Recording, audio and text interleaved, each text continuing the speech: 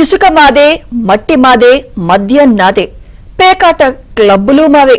తూర్పుగోదావరి జిల్లా కొవ్వూరులో ఒక నియోజకవర్గ స్థాయి నాయకుడి దందా ఇది. ఉమ్మడి తూర్పు గోదావరి, పశ్చిమ గోదావరి జిల్లాలో పెద్ద పెద్ద నాయకులున్నప్పటికీ ఈ చోట నేతదే హవా. అధికారులు ఎప్పటికప్పుడు అడ్డుకట్ట వేస్తున్నా ఆ నాయకుడు చెలరేగిపోతూనే ఉన్నాడు. ఆయనతో పాటు మరికొందరు నేతలు ఎవరికి వారుగా సంపాదనలో పడ్డారు.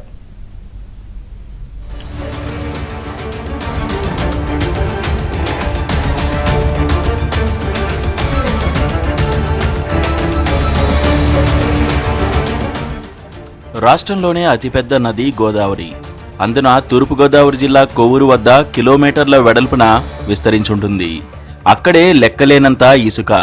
అధికారంలో ఎవరున్నా ఆ ఇసుకపైనే కన్ను. వైసీపీ హయాంలో ఇసుక కలెక్షన్ల ఒత్తిడికి తట్టుకోలేక అదే పార్టీకి చెందిన ఓ ఇసుక వ్యాపారి రైలు పట్టాలపై తలపెట్టి బలవన్మరణానికి పాల్పడ్డారు. వైసీపీ పోయిన తర్వాత పరిస్థితులు మారతాయని ప్రజలు భావించారు. కానీ అధికార కూటమిలో నేతలుగా చలామణి అవుతున్న కొందరు డబ్బు సంపాదనే ధ్యేయంగా చెలరేగిపోతున్నారు. ర్యాంపులు, బోట్స్మన్ సొసైటీల పాలిట కంటకులుగా తయారయ్యారు. గట్లు, నదుల గర్భాలు వేటిని వదలకుండా తవ్వేస్తున్నారు. ఇసుక, లిక్కర్, గ్రావెల్, రోడ్డు మెటల్, లంకమట్టి ఇలా అన్నింటా దోపిడీకి తెగబడుతున్నారు. చివరకు పేకాట క్లబ్బులు కూడా నిర్వహిస్తున్నారు. అధికారులు నోటీసులు ఇస్తున్నా, కేసులు పెడుతున్నా మాఫియా దందా మాత్రం ఆగడం లేదు. ఒక నాయకుడు కొవ్వూరు కంటకుడిగా మారిపోగా మరికొందరు సొంత దుకాణాలు తెరిచేశారు. దీంతో వారి మధ్య వర్గపోరు కూడా మొదలైంది. ఎమ్మెల్యేతో పాటు ఇతర ముఖ్య నేతలు నామమాత్రంగా మిగిలిపోగా చోటా నాయకులే నియోజకవర్గాన్ని దున్నేస్తున్నారు.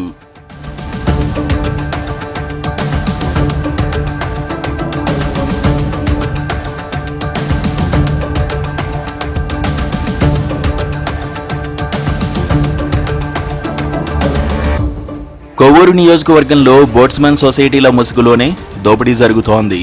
డిసెంబర్ నెలలో సొసైటీలకు అవకాశం ఇచ్చినప్పుడు కేవలం వాడపల్లి ర్యాంపు నుంచే రోజుకు సుమారు 400 లారీల ఇసుక రవాణా సాగేది.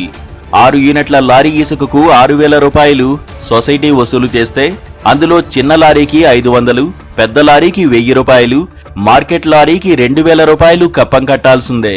జనవరిలో ఈ పాలసీ మార్చి టన్నుకు 50 వంతున మామూళ్లు తీసుకోవడం మొదలుపెట్టారు.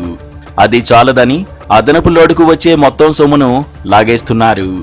దీనికోసం కొందరిని గుమస్తాలుగా నియమించి వారికి ఓ స్కానర్ ఇచ్చి దానికి నేరుగా డబ్బు జమ చేయిస్తున్నట్లు తెలుస్తోంది. రోజుకు 15 లక్షలకు పైగానే వసూలు చేస్తున్నారు. వాడపల్లి నుంచి తాడిపూడి వరకు సదరు నేతలు చెప్పిందే రేటు. నిజానికి నిర్ణీత ధర ప్రకారం టన్ను ఇసుక 88కి అమ్మాలి. ఇక్కడ ర్యాంపు పాడుకున్న ఓ అధికార పార్టీ నేత 255కు అమ్ముతున్నాడు. తాళ్లపూడి మండలం బల్లిపాడు, వేగేశ్వరపురం, కొవ్వూరు మండలం కుమారదేవం 1-2 ర్యాంపుల్లోనూ ఇదే వరుస.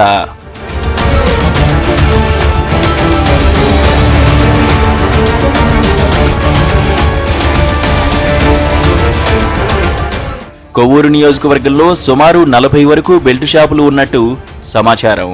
ఒక్కో బెల్ట్ షాపునకు డిపాజిట్గా 50,000 రూపాయలు సదరు నేతలు వసూలు చేశారు. గత ప్రభుత్వంలో వీరంతా అప్పటి అధికార పార్టీతో అంటకాగినట్టు ఆరోపణలు ఉన్నాయి.